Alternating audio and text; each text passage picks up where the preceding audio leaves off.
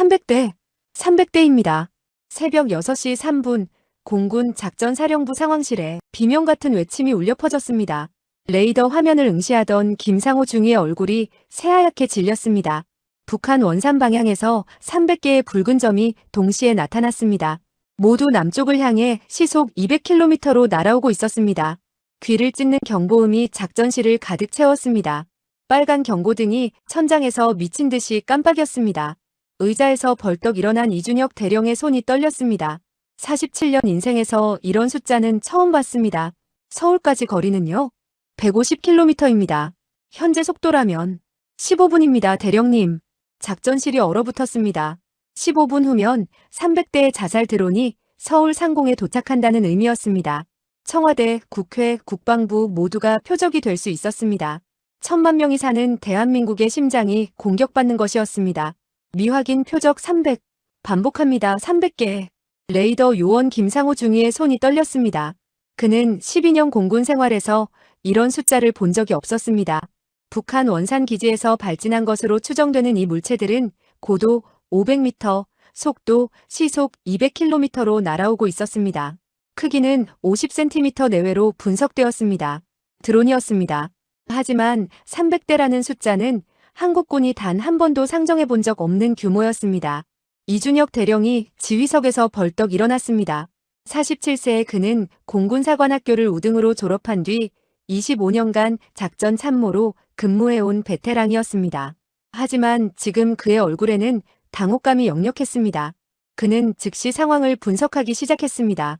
드론들은 5개 편대로 나뉘어 각각 다른 경로로 접근하고 있었고 목표는 명백했습니다. 청와대, 국방부, 국회의사당, 용산 미군기지, 그리고 주요 통신시설 50개소였습니다. 서울 도달까지 예상 시간은? 이 대령의 질문에 김상호 중위가 신속하게 답했습니다. 계산기를 두드리던 그의 손가락이 멈췄고 대답은 절망적이었습니다. 15분이었습니다. 15분 후면 300대의 자살 드론이 대한민국의 심장부를 동시에 타격하게 될 것이었습니다. 각 드론에는 최소 5kg의 폭약이 탑재되어 있을 것으로 추정되었고 300대가 폭발하면 수천 명의 사상자가 발생할 것이 분명했습니다. 이 대령은 즉각 전술 계산을 시작했습니다. 현재 가용한 전력은 KF-21 전투기 4대, 치타 대공포 12문, 천공 미사일 20발 그리고 이달초 실전 배치된 청광 레이저 무기 3기였습니다. 문제는 숫자였습니다. 전투기 한 대가 기관포로 격추할 수 있는 드론은 최대 20대, 치타 대공포는 각각 10대 정도였습니다. 계산해보면 최대 200대를 격추할 수 있었습니다. 100대가 남았습니다. 청광 레이저 무기는 드론 한 대당 격추에 몇 초가 걸립니까? 이 대령의 질문에 방공참모 최영석 중령이 침울한 표정으로 답했습니다. 10초에서 20초였습니다. 레이저 무기 3기가 동시에 가동되어도 분당 9대에서 18대밖에 격추하지 못한다는 의미였습니다. 15분이면 최대 270대였습니다. 이론적으로는 가능했지만 실전에서는 조준 시간, 기상 상황, 장비 과열 등 변수가 너무 많았습니다. KF-21 긴급 발진, 치타 대공포 전개, 천공 발사 준비, 청광 레이저 무기 즉시 가동. 이 대령의 명령이 떨어지자 상황실이 일순간 폭발했습니다. 작전 요원들의 손이 키보드 위를 날아다녔고 무전기에서는 각 부대의 응답이 쏟아져 나왔습니다. 수원 기지 KF-21 편대 26개시, 서울 외곽 치타 부대 전투 배치 완료, 청와대 청광 레이저 무기 가동 준비 완료. 대한민국의 방공체계가 일제히 깨어나고 있었습니다. 하지만 김상호 중위가 다시 긴급 보고를 올렸습니다. 드론들이 속도를 높이고 있다는 내용이었습니다. 시속 200km에서 250km로 가속했습니다. 도달 시간이 15분에서 12분으로 단축되었습니다. 북한이 한국군의 대응 시간을 계산해 넣고 있다는 증거였습니다. 이것은 정교하게 계획된 공격이었습니다. 더 큰 문제가 발견되었습니다. 드론들이 단순히 일직선으로 날아오는 것이 아니라 지그재그로 기동하고 있었던 것입니다. 회피 기동이었습니다. 일부는 고도를 낮춰 산악지형 뒤로 숨었고 일부는 고도를 높여 민항기 항로에 진입했습니다. 레이더 포착이 어려워지고 있었습니다. 북한이 인공지능을 탑재한 것이 분명했습니다. 수원 기지 활주로에서 KF-21 4대가 요란한 엔진음을 내며 이륙했습니다. 편대장 강민수 대위는 조종석에서 레이더 화면을 확인했습니다. 300개의 점이 그를 향해 다가오고 있었습니다. 그는 무기 시스템을 점검했습니다. 20mm 기관포 탄약 570발, 공대공 미사일 4발. 계산상으로는 한 대당 드론 25대를 격추할 수 있었습니다. 4대 합치면 100대였습니다. 편대장, 표적 포착. 북쪽 30km. 편대 규모 확인, 약 100대. 윙맨 박준서 중위의 목소리가 무전기를 통해 들려왔습니다. 강 대위는 고개를 들어 전방을 바라봤습니다. 수평선 너머로 무언가가 보였습니다. 처음에는 새떼처럼 보였지만 곧 그것이 드론 편대라는 것을 알 수 있었습니다. 하늘을 뒤덮을 듯 빽빽하게 날아오는 검은 점들이었습니다. 마치 메뚜기 떼처럼 말입니다. 그는 평생 이런 광경을 본 적이 없었습니다. 전편대 교전 준비, 기관포 자유사격 개시, 강 대위의 명령이 떨어졌습니다. 4대의 KF-21이 대형을 분산했습니다.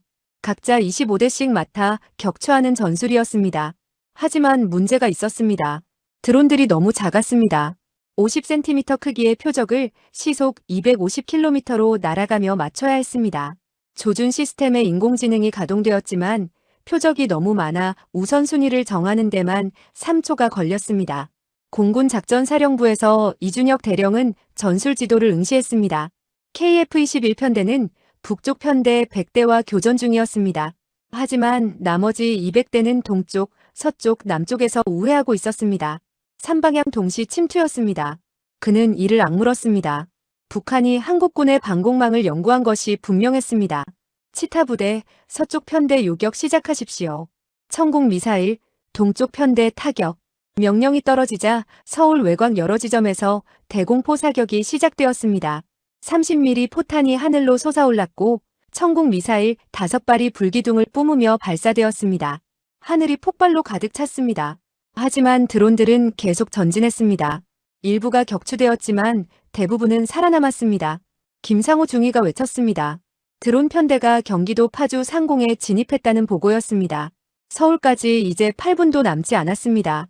강민수 대위의 KF-21편대는 30대를 격추했지만 나머지 70대는 여전히 날아오고 있었습니다. 탄약이 빠르게 소진되고 있었습니다. 치타 부대는 20대를 격추했고 천공 미사일은 15대를 요격했습니다. 총 65대가 격추되었습니다. 235대가 남았습니다. 이 대령은 주먹을 쥐었습니다. 숫자가 맞지 않았습니다. 이 속도로는 절반도 막지 못할 것이었습니다. 그는 마지막 카드를 꺼내들었습니다. 청와대, 국방부, 국회에 배치된 청광 레이저 무기였습니다. 하지만 그것들은 사거리가 3km에 불과했습니다.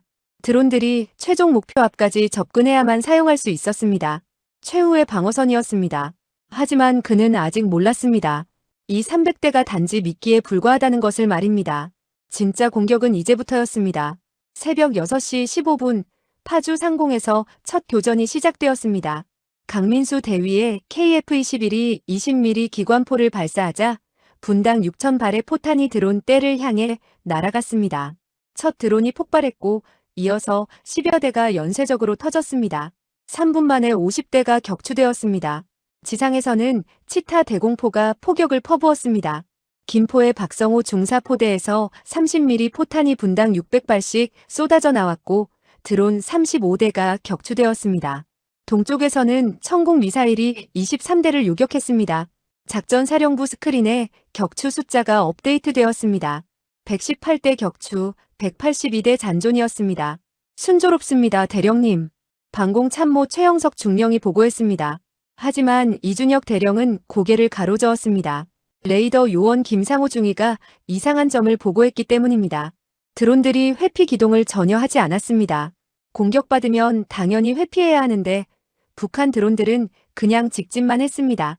마치 격추당하기를 원하는 듯 했습니다. 상공의 강민수 대위도 이상함을 느꼈습니다. 45대를 격추했지만 너무 쉬웠습니다. 드론들이 회피도 않고 편대만 유지했습니다. 그는 작전사에 보고했습니다. 적 드론 움직임이 비정상적이라고 말입니다. 정보참모 한재민 소령이 가능성을 제기했습니다.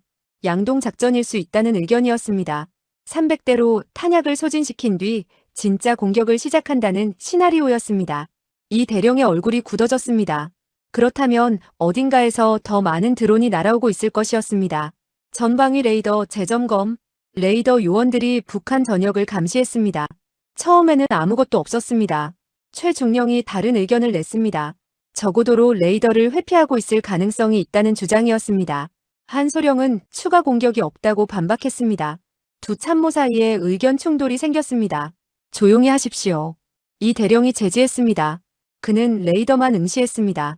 직감이 경고했습니다. 25년 경험이 말하고 있었습니다. 북한이 300대를 준비했다면 더 큰 계획이 있을 터였습니다. 그 순간 김상호 중위가 외쳤습니다. 새로운 신호. 북한 해안 5지점 동시 발진. 스크린이 전환되었습니다. 원산, 함흥, 청진, 남포, 해주에서 붉은 점들이 솟아올랐습니다. 500대였습니다. 동시에 서해에서 또 다른 신호가 잡혔습니다. 중국 방향에서 200개의 점이 날아오고 있었습니다.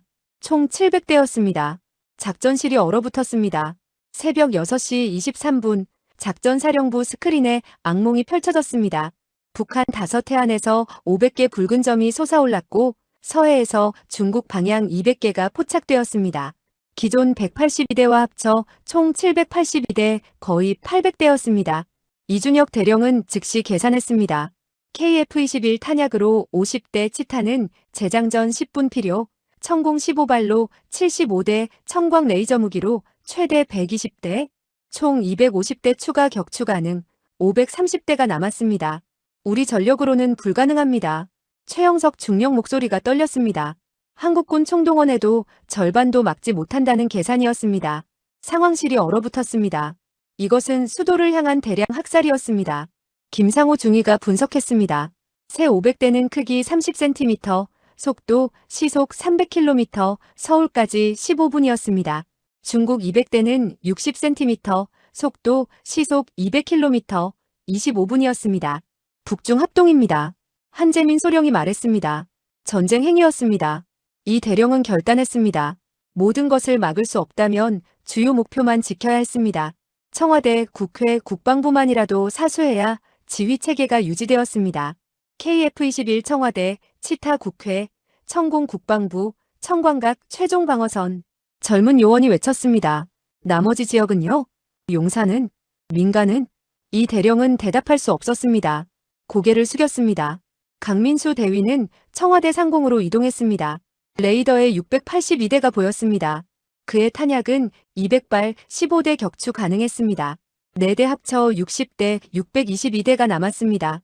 드론대가 다가왔습니다. 하늘을 뒤덮은 검은 점들이었습니다. 치타 부대가 국회 방어 태세를 갖췄습니다.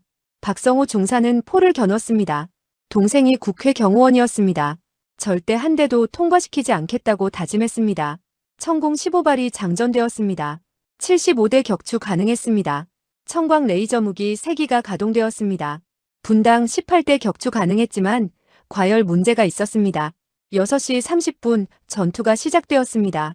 KF-21이 기관포를 난사했고 치타가 화망을 펼쳤으며 천공이 솟아올랐습니다. 하늘이 폭발로 가득 찼습니다. 100대가 격추되었습니다. 하지만 나머지는 전진했습니다. 500, 400, 300대가 남았습니다. 탄약이 바닥났습니다. 강민수 기관포가 멈췄습니다. 그는 주먹으로 조종석을 쳤습니다. 이 대령은 최후 카드를 꺼냈습니다. HPM 고출력 마이크로파 무기 투입 명령이었습니다. 시험 단계였지만 선택지가 없었습니다. 남은 시간 5분이었습니다. 새벽 6시 35분 HPM 무기 투입 명령이 내려졌지만 문제가 있었습니다. 드론작전 사령부 김동현 준장의 보고에 따르면 출력이 불안정했습니다. 최대 사거리 500m, 재충전 30초 필요, 과부하 시 폭발 위험 60%였습니다. 그래도 투입하십시오. 이준혁 대령이 명령했습니다. HPM 3기가 청와대, 국회, 국방부 인근으로 이동했습니다. 각 무기마다 운용 요원 3명이 탑승했습니다. 모두 폭발 위험을 알면서도 자원한 사람들이었습니다. 최영석 중령이 계산했습니다. HPM까지 포함해도 200대 추가 격추가 한계였습니다. 300대 이상이 서울을 공격할 것이었습니다. 청와대, 국회, 국방부의 모든 곳이 무방비였습니다. 용산, 여의도, 광화문, 강남 전체가 표적이 될 것이었습니다. 한재민 소령이 제안했습니다. 미군 지원 요청이었습니다. 오산 F-35 투입으로 100대 더 격추 가능하다는 계산이었습니다. 하지만 시간이 문제였습니다. 오산에서 서울까지 15분이 걸렸습니다. 드론 도착 시간과 같았습니다. 한국 방공 체계가 이 정도입니까? 젊은 요원이 절규했습니다. 25년간 구축한 시스템이 700대 앞에서 무력했습니다. 세종대왕급, KF-21, 천궁 모두 세계 최고라던 무기들이었습니다. 미국 태평양 함대는 한국 방공망을 세계 5위 안에 든다고 평가했습니다. 폴란드는 한국 무기를 대량 구매하며 극찬했습니다. 하지만 지금은 무색했습니다. 한국군은 소수 정예고가 무기를 구축했습니다. 각 무기는 강력했지만 숫자가 적었습니다. 반면 적은 값싼 드론 수백 대를 동원했습니다. 압도적 물량이었습니다. 이것이 미래 전쟁이었습니다. 이 대령은 최종 명령을 내렸습니다. 청와대, 국회, 국방부만 사수하라는 지시였습니다. 나머지는 포기했습니다. 소방서와 경찰에 대피 명령을 내렸지만 4분 안에 1000만 명을 대피시킬 수 없었습니다. 강민수 대위는 마지막 탄약을 소진했습니다. 더 쏠 것이 없었습니다. 박성호 중사치타도 탄약이 떨어졌습니다. 그는 개인 하기로 드론을 쏘기 시작했습니다. 천궁 미사일 15발 모두 발사했습니다. 더 쏠 미사일이 없었습니다. 청광 레이저 무기만 계속 작동했습니다. 청와대 레이저 무기가 10초마다 한 대씩 격추했습니다. 국회 레이저 무기는 과열로 속도가 절반이 되었습니다. 국방부 레이저 무기는 정상 작동했지만 충분하지 않았습니다. 6시 39분 HPM 3기가 배치 완료했습니다. 청와대 인근 첫 발사 25대 격추되었습니다. 효과가 있었습니다. 국회 인근도 28대 격추했지만 과부하 경고가 울렸습니다. 시스템 온도가 위험 수준이었습니다. 계속 쏩니다. 운용팀장이 결정했습니다. 죽음을 각오했습니다. 남은 시간 3분, 드론 250대가 서울로 날아오고 있었습니다. 새벽 6시 40분, 첫 드론 편대가 서울 외곽을 돌파했습니다. 230대가 남았습니다. 청와대로 60대, 국회로 50대, 국방부로 40대가 날아왔습니다. 나머지 80대는 여의도, 광화문, 용산으로 분산되었습니다. 청광 레이저 무기가 필사적으로 작동했습니다. 청와대 레이저 무기는 과열 상태에서도 10초마다 한 대씩 격추했습니다. 50대, 40대, 30대가 남았습니다. 운용 요원 박진수 하사는 땀을 흘리며 조준을 계속했습니다. HPM이 재발사되었습니다. 청와대 인근에서 두 번째 펄스가 발사되며 23대가 떨어졌습니다. 하지만 과부하 경고음이 울렸습니다. 온도가 임계점을 넘었습니다. 운용팀장 이상훈 중위가 결정했습니다. 한 번 더 쏘겠다고 말입니다. 폭발 확률 80%였지만 선택지가 없었습니다. 국회에서는 더 절박했습니다. HPM 세 번째 발사 순간 시스템이 폭발했습니다. 운용 요원 3명이 즉사했습니다. 차량이 화염에 휩싸였습니다. 방어선에 구멍이 뚫렸습니다. 드론 30대가 들어왔습니다. 박성호 중사는 소총을 난사했습니다. 2대가 떨어졌습니다. 역부족이었습니다. 드론들이 국회로 돌진했습니다. 그 순간 건물에서 대공 기관총이 발사되었습니다. 특전사 요원들이 옥상에서 쏘기 시작했습니다. 10대가 더 격추되었습니다. 하지만 18대가 충돌했습니다. 폭발이 연쇄적으로 일어났습니다. 국회 서관 3층이 화염에 휩싸였습니다. 박 중사는 비명을 질렀습니다. 동생이 안에 있었습니다. 그는 건물로 달려갔습니다. 국방부도 나쁘지 않았습니다. 레이저 무기와 HPM 조합으로 대부분 격추했습니다. 하지만 5대가 뚫고 충돌했습니다. 별관이 폭발했습니다. 사상자가 발생했습니다. 청와대는 가장 많은 방어 자산이 집중되었지만 드론도 가장 많았습니다. 레이저 무기가 과열로 속도가 느려졌습니다. HPM이 네 번째 발사를 시도했습니다. 이상훈 중위는 버튼을 눌렀습니다. 20대가 떨어졌습니다. 하지만 그 순간 HPM이 폭발했습니다. 운용 요원 3명 모두 휩쓸렸습니다. 이 중위는 마지막 순간 동료들을 밀어내려 했지만 소용없었습니다. 화염이 치솟았습니다. 청와대 인근이 혼란에 빠졌습니다. 방어선이 무너졌습니다. 15대가 청와대로 돌진했습니다. 박진수 하사는 필사적으로 쐈습니다. 5대를 격추했습니다. 레이저 무기가 완전히 멈췄습니다. 10대가 남았습니다. 경호원들이 개인 하기를 난사했습니다. 4대가 더 떨어졌습니다. 6대가 본관으로 돌진했습니다. 경호원들이 최후 저지선을 형성했습니다. 2대가 외벽에 충돌했습니다. 폭발이 일어났습니다. 나머지 4대는 집중 사격에 격추되었습니다. 서울 다른 지역은 무방비였습니다. 80대가 여의도, 광화문, 용산으로 날아갔습니다. 방송국이 폭발했습니다. 정부 청사가 화염에 휩싸였습니다. 용산에서도 폭발음이 들렸습니다. 작전실은 지옥이었습니다. 스크린에는 서울 곳곳 폭발 장면이 중계되었습니다. 이준혁 대령은 무릎이 꺾였습니다. 최영석 중령은 울고 있었습니다. 한재민 소령은 멍하니 바라봤습니다. 중국 드론 200대가 서해 통과 중입니다. 10분 후 도착입니다. 김상호 중위가 보고했습니다. 아직 끝나지 않았습니다. 더 많은 드론이 오고 있었습니다. 한국군은 모든 탄약을 소진했습니다. 이 대령은 천천히 고개를 들었습니다. 눈물이 흐르고 있었습니다.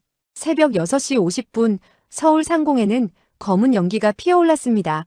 청와대 외벽 파손, 국회 서관 3층 붕괴, 국방부 별관 전소, 여의도, 방송국 피해, 광화문 정부청사 피해였습니다. 사상자는 수십 명 사망, 140여 명 부상으로 집계 중이었습니다. 박성호 중사는 국회 잔해에서 동생을 찾고 있었습니다. 그는 콘크리트를 맨손으로 파헤쳤습니다. 손에서 피가 흘렀지만 멈추지 않았습니다. 구조대원들이 말렸지만 소용없었습니다. 30분 후 동생을 찾았습니다. 박성진은 무너진 벽에 깔려 있었습니다. 살아있었지만 중상이었습니다. 다리가 부러지고 내장이 파열되었습니다. 형, 미안해. 성진이 희미하게 말했습니다. 박 중사는 손을 잡고 울었습니다.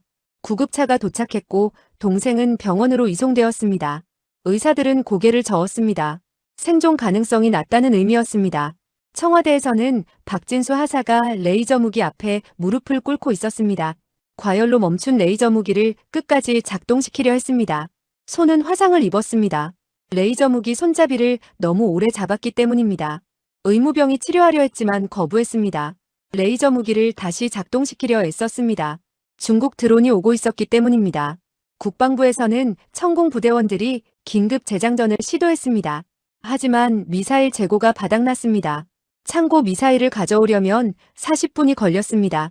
중국 드론 도착까지 10분뿐이었습니다. 부대장 송재현 소령은 절망했습니다. 더 이상 쏠 미사일이 없었습니다. 작전실에서 이준혁 대령은 최후 결정을 내려야 했습니다. 중국 드론 200대를 막을 방법이 없었습니다. 모든 탄약 소진, 레이저 무기 과열, HPM 폭발이었습니다. KF-21은 귀환 중이고 치타도 탄약이 떨어졌습니다. 최영석 중령이 제안했습니다. 오산 미군기지 긴급 지원 요청이었습니다. 이 대령은 즉시 연락했습니다. 미군 F-35가 출격했습니다. 하지만 도착까지 12분이 걸렸습니다. 중국 드론은 8분 후 도착 예정이었습니다. 한재민 소령이 다른 방법을 제시했습니다. 민간 항공기 동원 제안이었습니다. 김포와 인천 모든 항공기를 이륙시켜 드론과 충돌시키자는 아이디어였습니다. 하지만 이 대령은 거부했습니다. 조종사를 희생시킬 수 없었습니다. 아파치 편대가 자진 출격을 요청했습니다. 김상호 중위가 보고했습니다. 육군 아파치 6대가 요격에 투입되겠다고 자원했습니다. 편대장은 최지훈 소령이었습니다. 베테랑 조종사였습니다. 각 헬기당 10대 격추 가능, 6대 합쳐 60대였습니다. 140대가 남았습니다. 이 대령은 승인했습니다. 아파치가 출격했습니다. 최 소령은 서해로 날아갔습니다. 부조종사 이영호 대위가 함께했습니다. 10년 전 육군항공학교 동기였습니다. 함께 훈련하고 작전을 수행했습니다. 이제 마지막 임무를 함께할 것이었습니다. 영호야, 최선을 다하자. 최 소령이 말했습니다. 이 대위는 고개를 끄덕였습니다. 그들은 드론 편대를 포착했습니다. 180km 전방이었습니다. 6시 55분 아파치가 드론과 조우했습니다. 최 소령은 기관포를 발사했습니다. 첫 드론이 폭발했습니다. 6대 아파치가 총공격을 시작했습니다. 5분 만에 58대를 격추했습니다. 하지만 탄약이 바닥났습니다. 최 소령 기관포가 멈췄습니다. 다른 헬기들도 모두 소진했습니다. 142대가 남아 서울로 날아가고 있었습니다. 최 소령은 결정했습니다. 아파치로 드론을 들이받기로 했습니다. 로터로 격추시킬 생각이었습니다. 자살 공격이나 다름없었습니다. 이 대위가 만류했습니다. 하지만 최 소령은 마음을 정했습니다. 미안하다. 너는 탈출해. 이 대위는 거부했습니다. 함께 가겠다고 말했습니다. 최 소령은 더 말리지 않았습니다.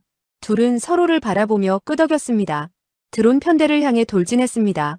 아파치가 드론대로 돌입했습니다. 로터가 드론을 쳤습니다. 5대가 파괴되었습니다. 하지만 로터가 손상되었습니다. 헬기가 균형을 잃었습니다. 추락하기 시작했습니다. 최소령은 필사적으로 조종간을 잡았습니다. 헬기는 서해로 떨어졌습니다. 작전실 스크린에서 신호가 사라졌습니다. 이 대령은 눈을 감았습니다. 최중령은 책상을 쳤습니다. 한소령은 고개를 떨궜습니다. 잠시 모든 것이 멈춘 듯 했습니다. 중국 드론 137대가 서울을 향해 날아오고 있었습니다. 새벽 7시 최지훈 소령과 이영호 대위의 희생 소식이 전군에 전파되었습니다. 작전사령부는 침통했습니다. 하지만 슬퍼할 시간이 없었습니다. 중국 드론 137대가 5분 후 서울 도착 예정이었습니다. 이준혁 대령은 최후 방법을 모색했습니다. 그 순간 김상호 중위가 급히 보고했습니다. 미군 오산 F-35 편대가 조기 도착한다는 소식이었습니다. 최대 속도 비행으로 3분 빨리 도착 가능했습니다. 드론 서울 진입 2분 전 요격이 가능했습니다. 하지만 문제가 있었습니다. F-35는 공대공 미사일만 장착했습니다. 소형 드론 요격에 부적합했습니다. 기관포를 사용해야 했지만 숙련도가 문제였습니다. 한재민 소령이 제안했습니다. 강민수 대위 KF-21이 미군 조종사들을 유도하자는 아이디어였습니다. 강 대위 편대는 탄약 재보급 위해 귀환 중이었습니다. 재보급 15분 필요했습니다. 시간이 없었습니다. 강 대위는 다른 방법을 제시했습니다. 탄약 없이 유도만 하겠다는 제안이었습니다. 즉시 방향을 돌려 서해로 향했습니다. 7시 3분 미군 F-35 6대가 서해 도착했습니다. 편대장 톰 윌슨 중령은 드론을 포착했습니다. 하지만 소형 드론 조준이 어려웠습니다. 그 순간 강민수 대위가 나타났습니다. 우리를 따라오십시오. 위치를 안내하겠습니다. 강 대위가 영어로 교신했습니다. 윌슨 중령은 즉시 응답했습니다. 한미연합작전이 시작되었습니다. 강 대위가 드론 편대로 돌진했습니다. F-35가 뒤를 따랐습니다. 위험한 기동이었습니다. 잘못하면 충돌할 수 있었습니다. 지금 쏘십시오. 강 대위가 외쳤습니다. 미군 6대가 동시에 기관포를 발사했습니다. 30대가 순식간에 격추되었습니다. 효과적이었습니다. 107대가 남았습니다. 강 대위는 계속 유도했습니다. 드론 편대 움직임을 읽고 정확한 조준점을 알려줬습니다. 윌슨 중령은 감탄했습니다. 한국 조종사 실력이 뛰어났습니다. 10년 전 레드 플래그 훈련에서 한국 공군이 우수한 성적을 거둔 이유를 알 것 같았습니다. 2분 만에 50대를 추가로 격추했습니다. 하지만 탄약이 부족해졌습니다. 미군 탄약이 절반 이하로 떨어졌습니다. 57대가 남았습니다. 시간도 부족했습니다. 드론이 서울까지 3분 거리였습니다. 작전실에서 긴급회의가 열렸습니다. 57대를 막을 최후 방법을 논의했습니다. 최영석 중령이 제안했습니다. 서울 시내 특전사 저격수를 동원하자는 의견이었습니다. 드론이 도심 진입하면 저격수들이 소총으로 격추하는 방식이었습니다. 성공률은 낮았지만 다른 방법이 없었습니다. 이 대령은 승인했습니다.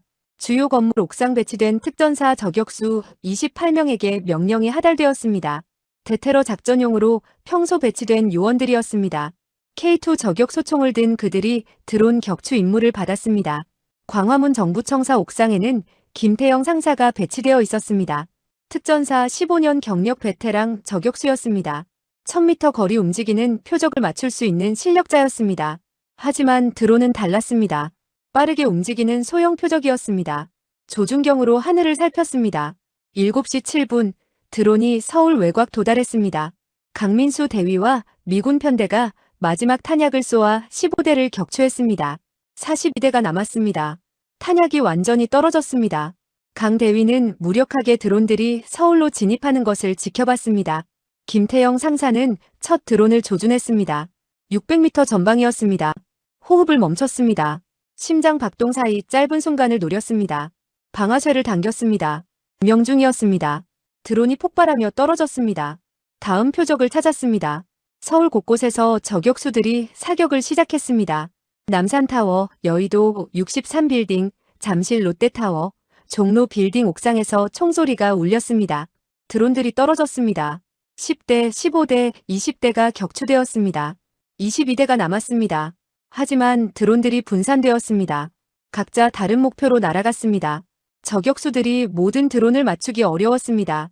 10대가 목표에 도달했습니다. 청와대 3대, 여의도 4대, 강남 3대였습니다.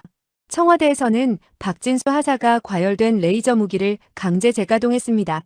경고음을 무시했습니다. 레이저 무기가 발사되었습니다. 한 대 격추했습니다. 하지만 레이저 무기가 완전히 고장났습니다.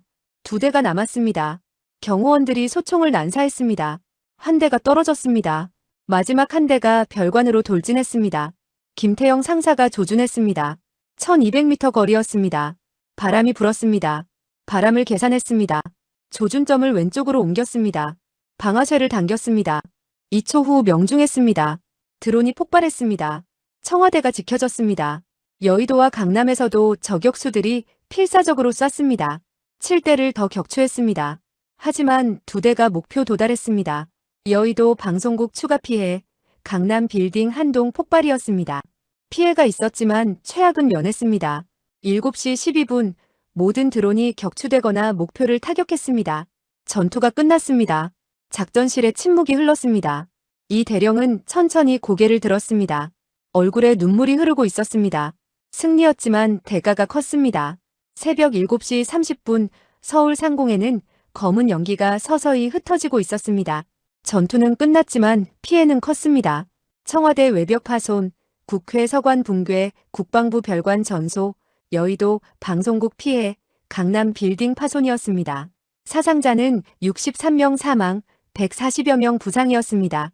이준혁 대령은 작전실에서 스크린을 멍하니 바라보고 있었습니다. 머릿속에는 최지훈 소령과 이영호 대위의 얼굴이 떠올랐습니다. 아파치로 드론에 돌진했던 마지막 모습이 눈에 선했습니다. HPM과 함께 폭발했던 이상훈 중위와 운용 요원 6명도 잊을 수 없었습니다. 총 9명의 군인이 전사했습니다. 최영석 중령이 보고서를 가져왔습니다. 최종 격추 통계였습니다. 총 782대 중 760대를 격추했습니다. 격추율 97%였습니다. 22대가 목표를 타격했습니다. 숫자로만 보면 압도적 승리였습니다. 하지만 대가가 너무 컸습니다. 한재민 소령이 국제 반응을 정리했습니다. 미국 국방부는 한국군 방공 능력을 높이 평가했습니다. 700대 넘는 드론 공격을 97% 격추한 것은 놀라운 성과라고 말했습니다. 일본 방위성도 주목했습니다. 유럽 각국은 한국 다층 방공 체계를 배우고 싶다는 의사를 밝혔습니다. 하지만 이 대령은 찬사가 공허했습니다. 9명의 전우가 죽었습니다. 수십 명의 민간인이 목숨을 잃었습니다. 그 희생 위에 얻은 승리였습니다. 박성호 중사는 병원에서 동생 손을 잡고 있었습니다. 수술은 성공했지만 회복에 오랜 시간이 걸릴 것이었습니다. 성진은 의식을 회복했고 형을 보며 미소 지었습니다. 박 중사는 눈물을 흘렸습니다. 동생이 살아있었습니다. 박진수 하사는 의무대에서 화상 치료를 받고 있었습니다. 손은 심하게 화상을 입었습니다. 레이저 무기 손잡이를 끝까지 붙잡았기 때문입니다. 완전 회복에 6개월이 걸릴 것이었습니다. 하지만 후회하지 않았습니다. 청와대를 지켰습니다. 김태영 상사는 광화문 옥상에 여전히 서 있었습니다. 조준경을 통해 서울 시내를 바라보고 있었습니다. 연기가 피어오르는 곳들이 보였습니다. 그가 막지 못한 드론들이 떨어진 곳이었습니다. 자책했습니다. 더 많이 맞췄어야 했다고 생각했습니다. 강민수 대위는 KF-21로 서울 상공을 선회하고 있었습니다. 탄약은 없었지만 경계 비행을 계속해야 했습니다. 미군 윌슨 중령과 교신했습니다. 윌슨은 한국 조종사 실력을 칭찬했습니다. 강 대위는 겸손하게 답했습니다. 함께 싸운 덕분이라고 말입니다. 7시 45분 대통령이 지하 벙커에서 나왔습니다. 즉시 작전사령부로 연락했습니다. 이 대령에게 감사를 표했습니다. 대한민국을 지켜준 모든 군인에게 감사한다고 말했습니다. 이 대령은 그저 임무를 수행했을 뿐이라고 답했습니다. 오전 8시 국방부 장관이 긴급 기자회견을 열었습니다. 북중 합동 드론 공격을 성공적으로 방어했다고 발표했습니다. 대한민국 국군의 우수한 방공 능력을 입증했다고 말했습니다. 하지만 전사자 9명의 명단도 공개했습니다. 최지훈 소령, 이영호 대위, 이상훈 중위와 HPM 운용 요원 6명이었습니다. 그들은 영웅이었습니다. 오후 2시 전사자 합동 연결식이 거행되었습니다. 국방부 마당에는 9개의 관이 놓였습니다. 태극기가 관을 덮었습니다. 유가족들이 울고 있었습니다. 최지훈 아내와 7살 아들이 관 앞에 무릎을 꿇었습니다. 이영호 부모님이 오열했습니다. 이상훈 약혼녀가 쓰러졌습니다. 이 대령은 연결식에 참석했습니다. 각 관 앞에 서서 경례를 올렸습니다. 눈물이 흘렀지만 멈출 수 없었습니다. 전사자들에게 말했습니다. 잊지 않겠다고 약속했습니다. 그들의 희생을 헛되게 하지 않겠다고 맹세했습니다. 저녁 6시 작전사령부로 돌아온 이 대령은 창밖을 바라보았습니다. 서울에는 불빛이 하나둘 켜지고 있었습니다. 도시는 살아있었습니다. 700대의 드론이 공격했지만 서울은 무너지지 않았습니다. 대한민국은 지켜졌습니다. 그것은 9명 영웅의 희생 덕분이었습니다. 그는 고개를 숙이고 묵념했습니다. 오늘 새벽을 잊지 않겠다고 다짐했습니다. 대한민국을 응원하시려면 구독, 좋아요 하시고 대한민국 화이팅을 댓글로 남겨주세요.